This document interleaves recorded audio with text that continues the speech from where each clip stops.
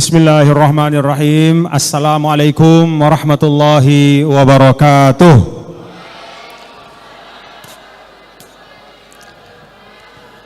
Assalamualaikum warahmatullahi wabarakatuh.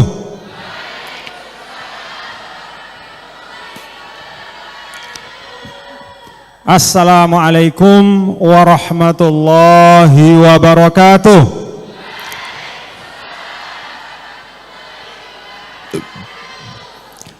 Alhamdulillah, Alhamdulillah alladzi an'ama alaina ni'matal imani wal islam.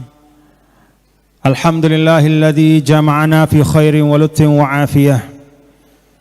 Alhamdulillah alladzi akramana bil mahabbati wal ukhuwah.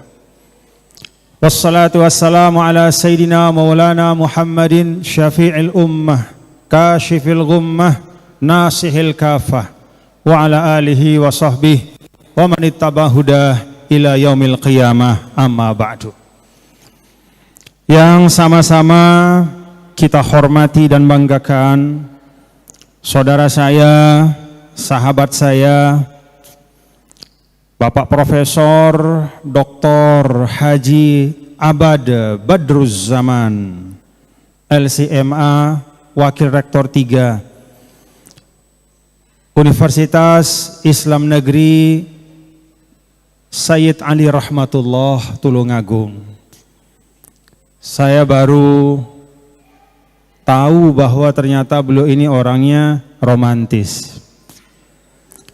Jadi saya baru tahu, setiap kali saya lihat beliau di webinar, ya, apalagi kalau topinya kebetulan lagi diangkat, itu yang terlihat wajah yang sangat serius gitu. Tapi ternyata alhamdulillah hari ini saya melihat satu sisi yang baru saya lihat dari sahabat saya, yaitu Profesor Dr. Abad Badruz Zaman, yaitu sisi humorisnya beliau. Dan memang untuk tugas atau khidmat beliau sebagai Wakil Rektor 3, sifat humoris itu perlu untuk membangun kedekatan, untuk membangun keakraban, sekaligus juga mengarahkan adik-adik dan anak-anak semua para mahasiswa. Alhamdulillah. Bapak moderator, sahabat saya juga yang saya hormati, bapak-bapak dan ibu, para dosen yang kebetulan hadir pada kesempatan ini, Fadilatul Muhtaram Syekh Ahmad Al-Mab'uts Al-Azhari alladhi yakhdum fi hadhil jami'ah. Ahlan wa sahlan wa marhaban bihudurikum biwujudikum fi Indonesia baladukum utsani. Ananda semua para mahasiswa-mahasiswi yang saya hormati dan saya cintai. Tema kita pada hari ini adalah tentang moderasi beragama. Ada pertanyaan pertama. Menurut Ananda, ya, apakah moderasi beragama itu satu pilihan atau satu keharusan? Coba ada yang bisa jawab nggak?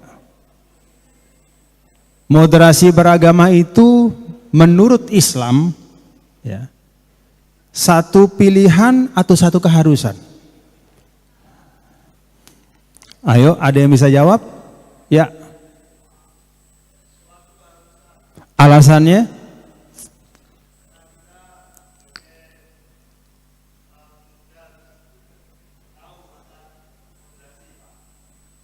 Ya. Kan pertanyaannya apakah satu pilihan atau keharusan menurut Islam? Jadi kalau kita bicara menurut Islam harus ada fondasi, ya, harus ada istidlalnya, harus ada alasannya. Apakah ada tuntunan di Al-Quran yang mengharuskan kita untuk bersikap moderat dalam beragama?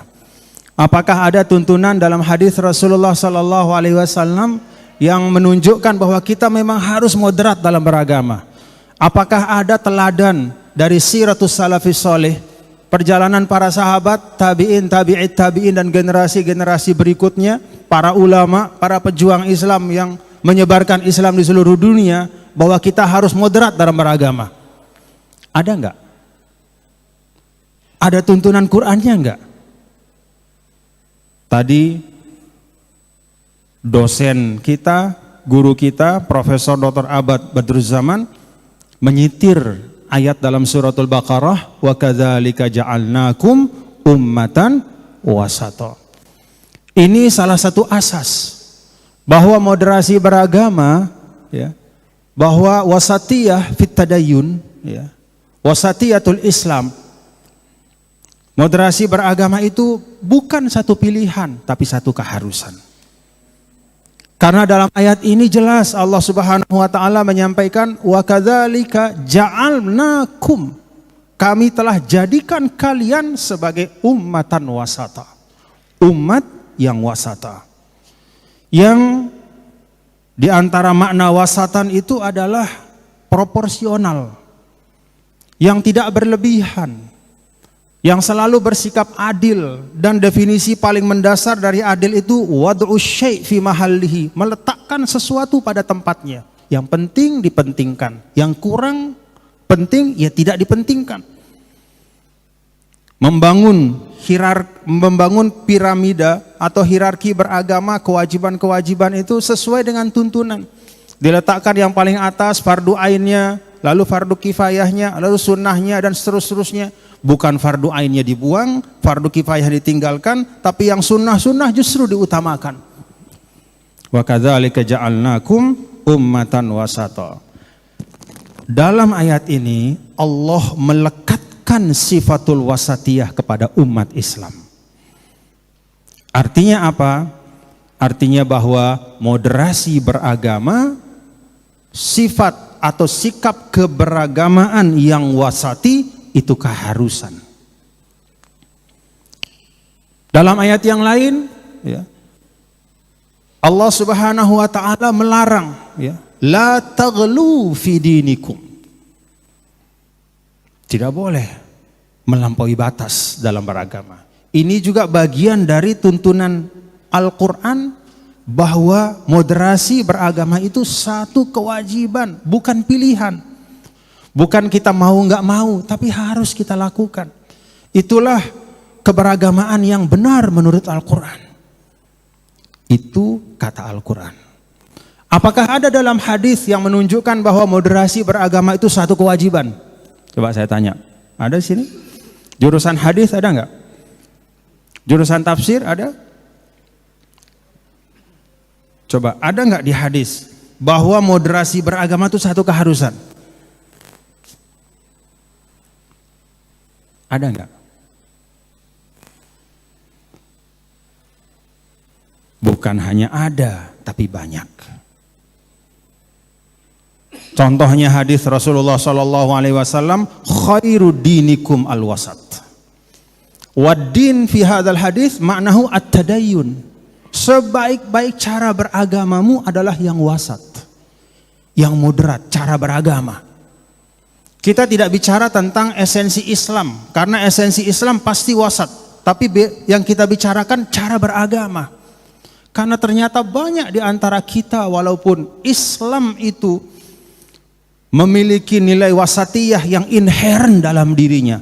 Dalam akidahnya dia wasatiyah, dalam ritual ibadahnya dia wasatiyah, dalam akhlaknya juga dia wasatiyah. Tapi kita punya problem karena ternyata Islam yang inherent nilai wasatiyah di dalamnya ternyata tidak selalu bisa kita wujudkan dalam sikap keberagamaan kita. Kita tariklah Islam ke titik yang ekstrim karena satu dan lain motif. Bisa motifnya ekonomi, bisa motifnya politik, bisa motifnya adalah psikologis, ya. Bisa motifnya macam-macam. Lalu kita tarik agama sehingga dia keluar dari wasatiyahnya dan sikap keberagamaan kita menjadi sikap yang ekstrim. Dalam hadis juga Rasulullah SAW menyampaikan apa? Iyyakum wal ghulu fid din. Hati-hati jangan berlebihan di dalam memaknakan atau di dalam sikap keberagamaanmu. Hadis ini juga menunjukkan bahwa moderasi beragama bukan pilihan tapi keharusan. Jadi moderasi beragama itu otentik, ya, anak-anakku. Itu bukan agenda yang disusupkan dalam Islam. Itu bukan proyek orang. Itu bukan pesanan, tapi moderasi beragama itu otentik, perintah Allah dan Rasul-Nya. Dan diamalkan oleh para sahabat, oleh tabi'in, tabi'in, dan seluruh para pejuang Islam yang memasuki suatu daerah yang baru. Ketika Pangeran Abdurrahman Ad-Dakhil dari dinasti Umayyah itu masuk ke Andalus, dia membawa wasatiyatul Islam. Sehingga Andalus itu berubah menjadi satu kerajaan Islam yang sangat kuat, bahkan berperan di dalam menciptakan renaissance atau kebangkitan meledaknya ilmu pengetahuan di Eropa. Wasatiyatul Islam. Itu juga yang dibawa oleh Sayyid Ali Rahmatullah, yang ananda semua sedang belajar di perguruan tinggi yang membawa nama beliau. Beliau Sunan Ampel beserta para Sunan Wali Songo itu membawa wasatiyatul Islam. Itulah yang menyebabkan Nusantara yang sudah kenyang dengan peradaban,